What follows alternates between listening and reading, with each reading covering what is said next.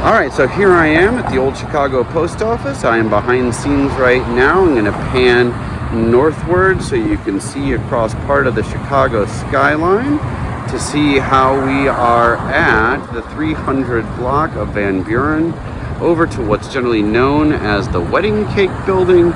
These cars are coming on the bridge over the river as we now get to the facade of one of the most famous and iconic buildings in the city of Chicago that will be described for us today by two very good friends of mine, Gianna on the left and Nick on the right, both representing Bear Construction, who were integral parts of the transformation of this iconic old structure into what is an absolutely breathtaking current building. So why don't we go ahead and get them in shot and tell us a little bit about the history of this building, will you please? Welcome to the old Chicago Post Office. This building originally opened in 1921. It shuttered operations in 1997 due to a 10 million letter log jam, and they built a new facility on the other side of the building to accommodate their services. The building was bought by Bill Davies in 2002 and sat vacant for almost 20 years. 601 West, a development company based out of New York City, purchased the building from Davies in 2016, where he ironically passed away the day of the sale. And 601 West acquired the building in 2016,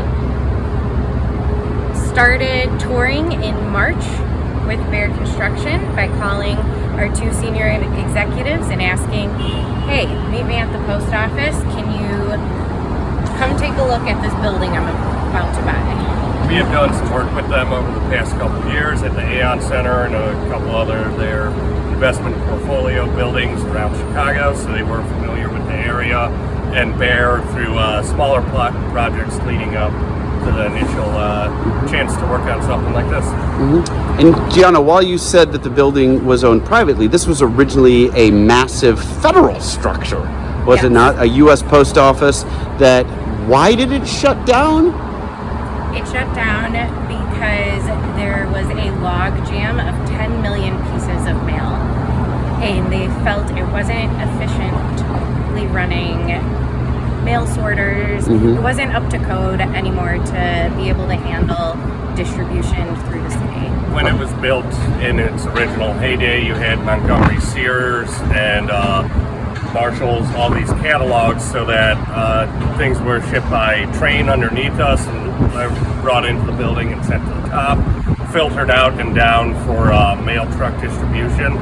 And now with advancements in technology and the change out from these portfolio and catalog mail order formats towards Amazon and brick and mortar stores that were easier to distribute to, the need for the building and the size that it had also led towards high maintenance costs.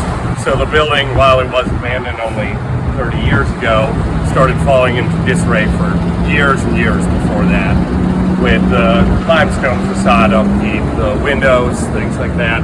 This is a very material cost-heavy building, and it's been a very material cost-heavy project, which is, again, one of the reasons that it's hard to maintain and keep up.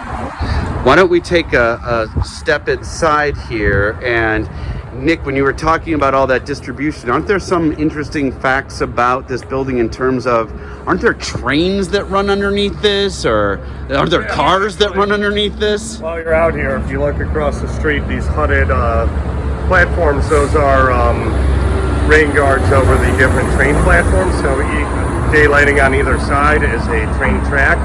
There's a total of 18 on the south, because we're south of Union Station, which is the shorter building right over there on the new construction.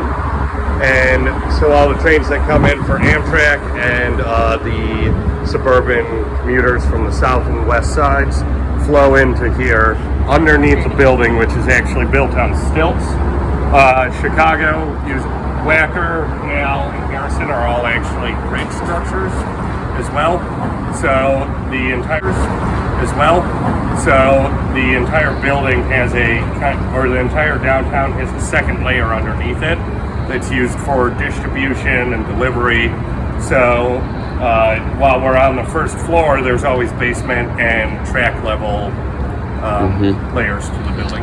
And I think it's fascinating as a Chicagoan that the first time I ever knew about the post office was when I drove under it when I was 16 years old. From 290, yes. Major expressway runs under it. One of the things I do want to mention to everyone while we're standing in front of one of the revolving doors here, there was a lot of historical restoration in this project. We worked with historical state and federal agencies in order for the owner to receive tax credits for the project. One fun fact, there's a dozen revolving doors here. They were all repaired and replaced by the same original manufacturer in St. Louis, Missouri, who had the original shop drawings from when the building was built. Well, can we take a peek at this gorgeous foyer? Yeah, absolutely. Right through this way. Go right now. Thank you. I'm on a video report. And now we enter into this grand foyer, which is simply an Art Deco masterpiece of just stunning tile work. And proportions. Tell me a bit more about that, Nick. What do you mean by proportions? These lobby formats that you see now just don't get built anymore. When this was designed, this was used as a gathering space and shading either side of this historical corridor where the actual teller booths where you would go drop your mail off. Right here were the teller booths. Right here. Wow. Right here. So there were booths right along there. This is actually also the scene of the Dark Knight bank robbery. So if you go out and look that up, is this where the bus crashes through? It's right down there to the right. So they built a false front over here and kind of built out offices like that was going on, but you can see some of these old bank teller booths in the background in there. But this was actually commissioned. It was the largest largest post office, but it was one of the largest buildings in the U.S. when it was built. So they really went all in. The president, Herbert Hoover, was the one who was actually here and opened up the building when it opened its doors for the first time to the public. And this is all Alabama white marble, Rowland pink, and another different tile set, Belgium black, which actually does come from Belgium. The gold tiles on all of this is actually 24 karat gold leaf tiled. Oh my goodness. So these are extremely expensive. There's $300 or $1,800 per square foot. $1,800 per square foot. It took 24 weeks to get. They're from Italy. We had to do some small patch replacements. Most of this is original, but where we did have to match, like building out the offices over there, for a 2 foot by 2 foot area, 6 of those, we paid $20,000 in materials. My goodness. So it sounds like just in materials alone, this structure must have had a phenomenal acquisition price. Gianna, how much was the building actually sold for in 2016? 601 West purchased the building for $130 million with a City of Chicago court order requiring them to conduct $140 million worth of renovations to make sure that the building wasn't in imminent danger to pedestrians or people working within the building as they started construction. So there's our first number, friends. $130 million acquisition price for a spreadsheet plus a guaranteed capital expenditures of at least $140 million before you can even think about letting a person walk in the door. Here we are in what I think is one of the most statement pieces, just visually overwhelming, but not only gorgeous, but extremely intentional, functional, and unique. So why don't you tell us, Nick, a little bit more about what you're standing on and why it was necessary? So this is called the plinth. That's what we refer to it internally. It's a means of secured egress through the turnstiles where you have your building access key codes to get through from the first floor to the second.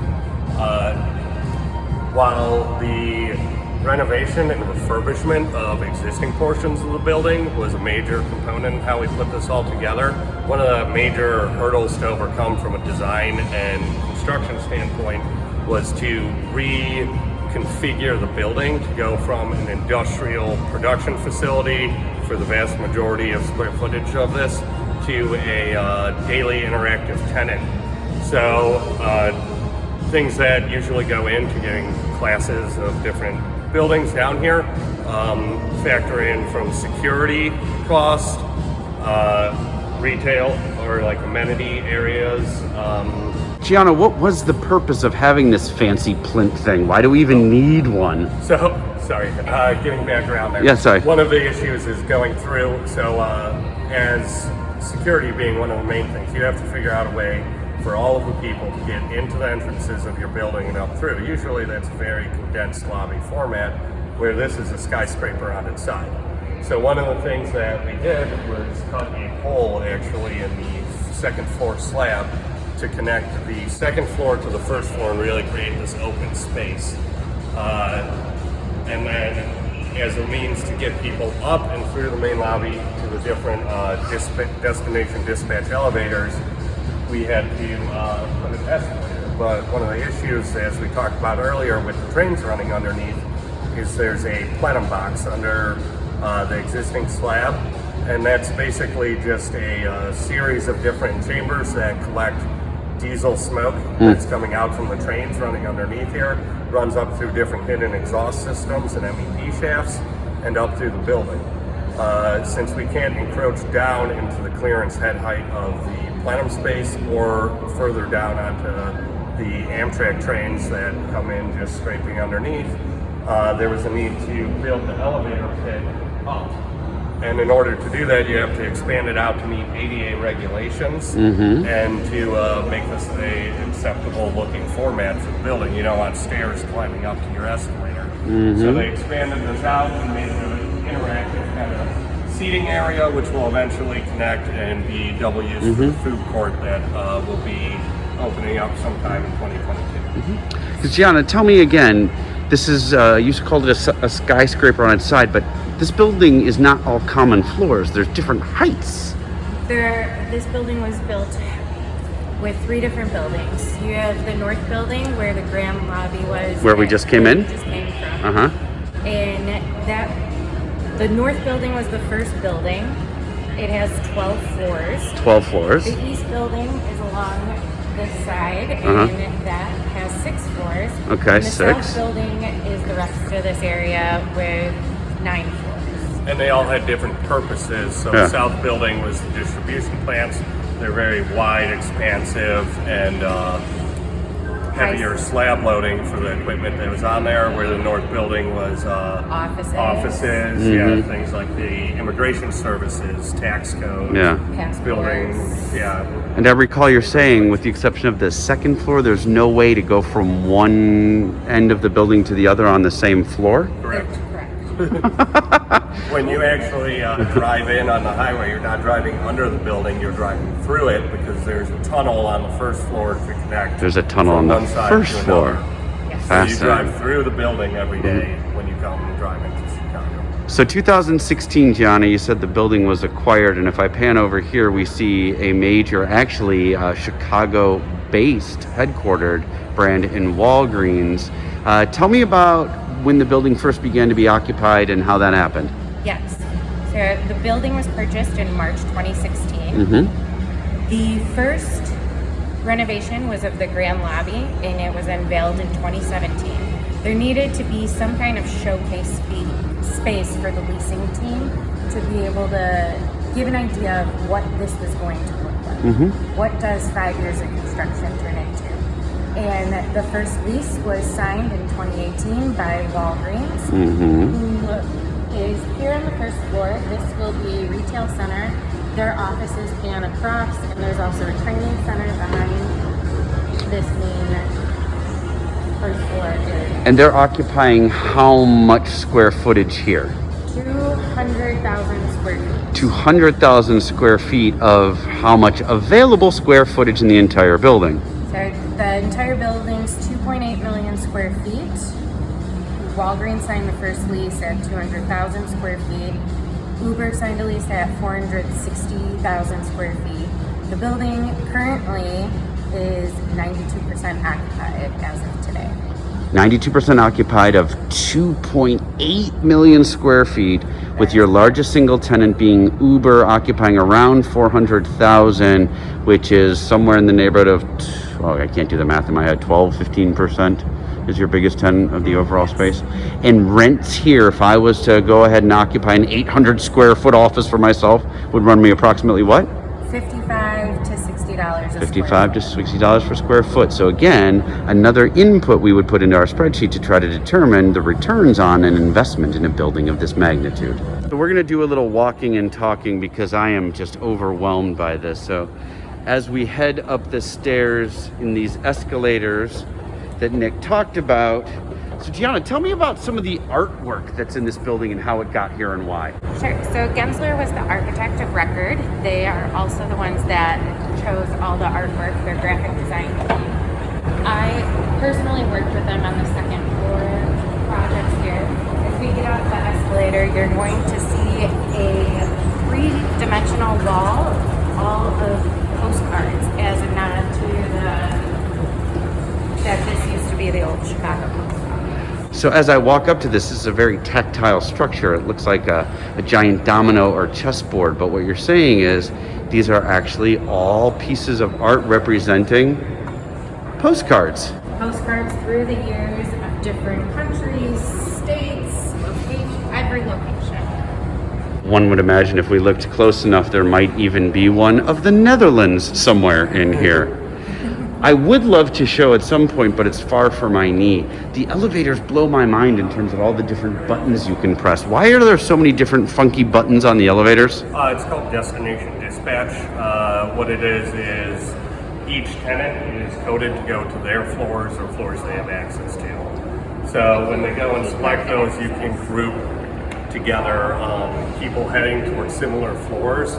So you're not spending a ton of time on recalls from elevators going all the way up to the 9th, back down to go back up to the 7th. They'll send you to the 7th and the 9th. We'll group 3 and 5 together. I always pictured it like Charlie in the Chocolate Factory, like the elevator goes up, then sideways, and then diagonal-wise too, and then eventually out of the top of the roof. But Gianna, you were talking too about the evolution of some of the demands for commercial tenancy here. When I last worked in offices of this magnitude, it was very critical that all of your amenities were included within your space. But you're suggesting that that's changed because we're about to see what now? We are on the second floor amenities floor, which is for all of the tenants of the building. Tenant amenities are no longer just a trend. They are must-haves to be able to sell and lease the buildings here.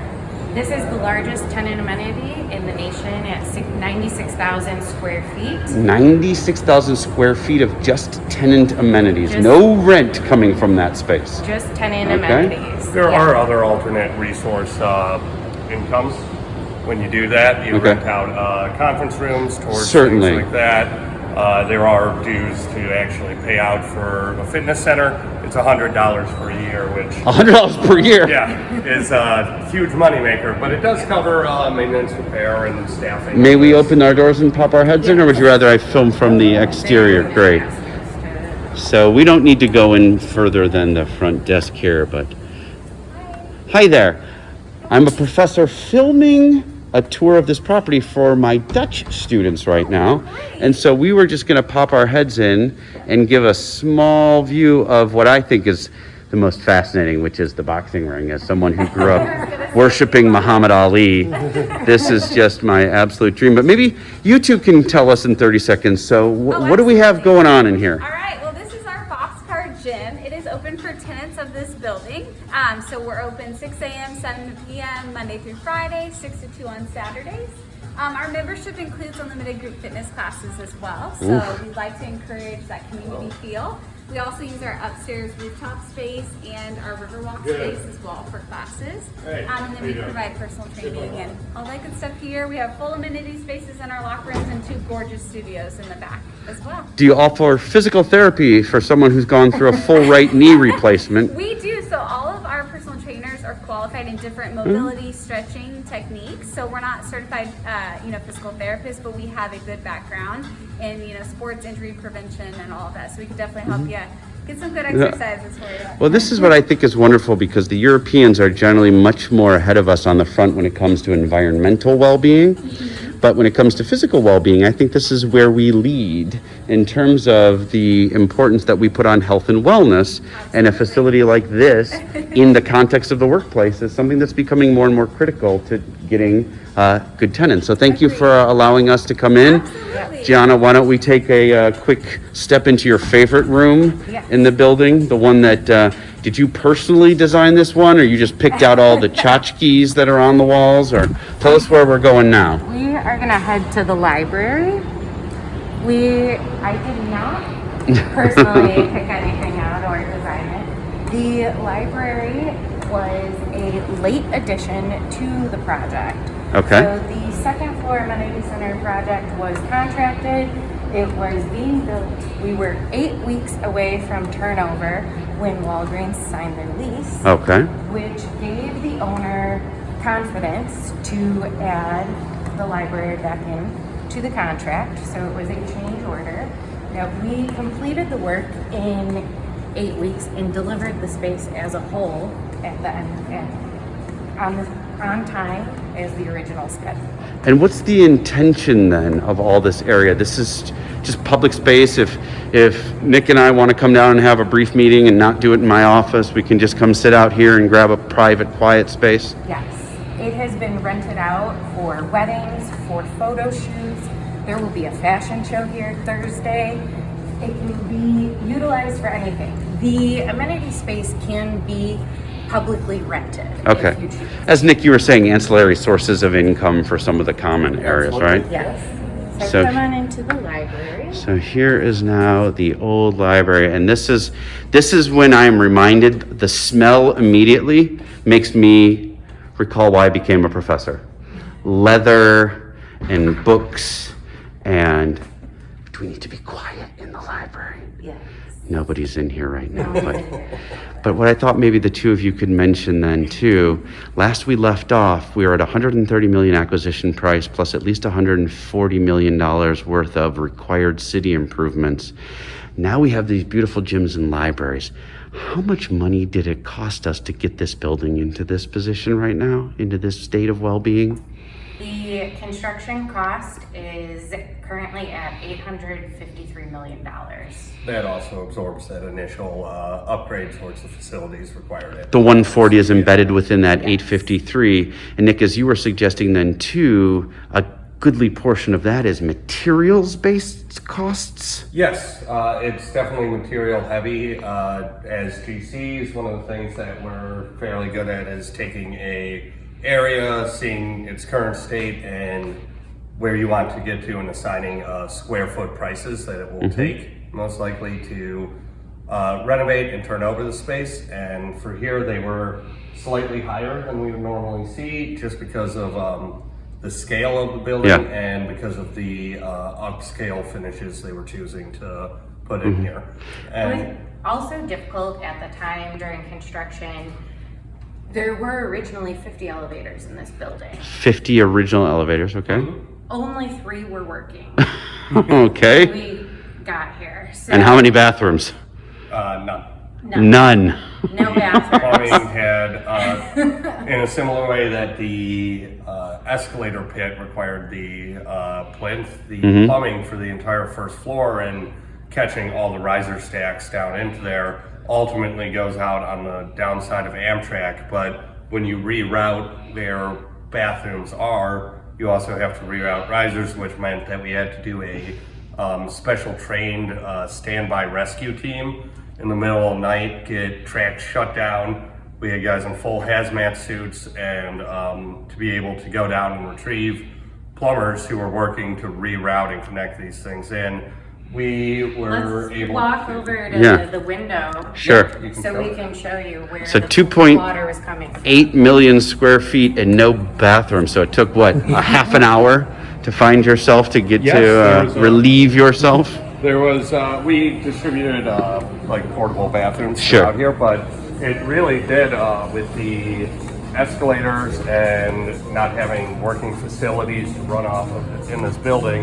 It made the actual daily construction of it take a lot more time when you have to wait an hour to get all of your material up to your Yeah. floor. Rather than 5 minutes, you have losses in production, you have losses in efficiency. So from a contracting standpoint, not necessarily directly reflecting on the owner, it was just a lot harder project to tackle. And Gianna, weren't you saying that you live not too far and Saturdays and Sundays were helicopter day? Yes, I live about 3.5 miles down the road from here. Saturdays and Sundays, there was always helicopter lifts. They were taking materials and debris off the roof or bringing materials and debris from up to the roof. There were about 10,000 lifts through the entire project. For those of you who do know the city of Chicago at all, this would be still our tallest building, correct? Nobody's eclipsed the Willis Tower quite yet at 103 usable stories, is that right? Correct. Somewhere thereabouts.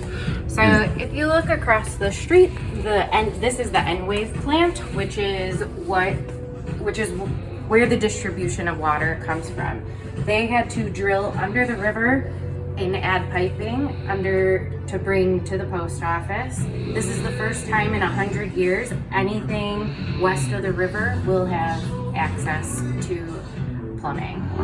And there's a new BMO tower across the street, and because of what we did, allowed them to be able to build a brand new In the tower. same way that Walgreens was an anchor tenant, this building also got quite a good deal with the chilled water system from N-Wave, supplying their building infrastructure for the boilers and heaters and all of that, because they were facilitating getting it across the river and opening up new clients.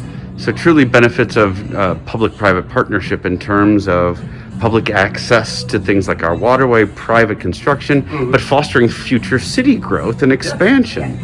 Wonderful. And let me just show them this then. So here, as I suggested, so there is the bridge over the river, and as you can see this traffic heading westbound, they are actually now driving through, as Nick told us, the first floor of the building that we're on right now. So I'm going to shut us off there now for the time You being. might actually make one more comment. Oh, for you please. guys. In part of the acquisition, that red brick building is also part of the acquisition. That's the Sugar Shack, It's called the Sugar House. the Sugar House. It was where all the mailmen and women would come in. They have their facilities for changing, lockers, and just different parts of it, the actual daily mail distribution rather than sorting in here. It is zoned to be a commercial building, and it has already been approved that it could be the tallest structure built if someone chooses to purchase and demolish. Really? Excellent. Well, before we go upstairs then, I'd like to challenge you each to a round of bocce, and the loser will buy drinks, because I hear where we're going next is a quite festive space. Yes. So while I think in many ways the Europeans are ahead of us when it comes to environmental sustainability, I think what we see up here is we are now on what floor of the building? 13. So on the 13th floor now, we are officially outside looking back towards that northern view of the Willis Tower. And we are now in one of the most beautiful outdoor urban areas I've seen. So Gianna, as we make our way towards all of this beautiful landscaping, tell me what we got going on up here. This is the Meadow. It is a 3.5 acre rooftop amenity for the building. It can also be rented for private events. It's already hosted a bunch of weddings. It has a capacity of 1,100 people. You have a full-size basketball court. You have paddle tennis, 2 paddle tennis courts, a bar, that we're walking towards, on-site seating. There are beehives. There are over 40,000 plants of 58 different species, all derived from the Midwest so that they can sustain our climate. And this was basically a $20 million project, not including structural reinforcements that had to happen prior. Nick, what are the challenges of building something like this on top of a building? The structural reinforcements Gianna just hinted at had to go on, so we had to remove heavier old school pyro blocking on the 9th floor, put in actual deflection, because you're going from a civil engineering perspective, a dead load, and you're going towards a live load, which has a higher factor. So when you have people bouncing around and movement, it actually is a lot harder to support over time. So you do have to structurally reinforce that. They wanted to get this rolling hill effect, so we actually put geofoam to change. Right, because we're changing elevations right now as I'm walking down with my gimpy foot. That was significantly higher than where we are right now. Yeah, and so that's achieved. You can see almost all the way over in the corner the flashing around the roof, but kind of creating this rolling hill effect, putting down geofoam, layers of the irrigation system to water all the plants, and just putting pavers down, lighting systems, benching, seating. It's a lot of layers that go on underneath to host the native plants and all of the activity above. Coneflowers, one of my personal favorites. And then you were talking before, Gianna, about the water distribution and the BMO building. That's this one in front of us, correct? That is correct. That you were suggesting wouldn't have been able to be there other than the work that you've done to rehabilitate the city on this side of the river. Correct. Yeah, they're just this area, when we first moved in, there were dive bars and all these kind of smaller shops that had sat around for a long time in disarray, and now when you bring all of the tenants that come into a building like this, all of a sudden larger investments towards just eating and drinking in the area start to happen, as well as other projects going up kind of multiply that effect, changing a dying area into a new and thriving one, just like Fulton Market did all those years ago. And so what began with a dilapidated structure that sat in disrepair for years and years, to then a $130 million acquisition with $140 million worth of promises, to which we added at least another $700 million in capital upgrades, whether they're beautification on the roof, structural and plumbing, or in amenities and in leasing space. Gianna, what would you estimate the current market value of this building to be at present? The current value is $2 billion. Rough estimate of over $2 billion. She says, as we bring ourselves to a close and I point out over their shoulders and suggest, Dutch, when you get the chance, come back and visit, because were you here, we would have concluded this tour with a nice beer or wine at this outdoor bar overlooking what is now one of the true hallmarks in the city of Chicago, in being the old Chicago post office, as brought to us today by our friends from Bear Construction. Nick and Gianna, thank you kindly for your time and attention today. We are in your debt. Thank you so much, and goodbye. Chicago.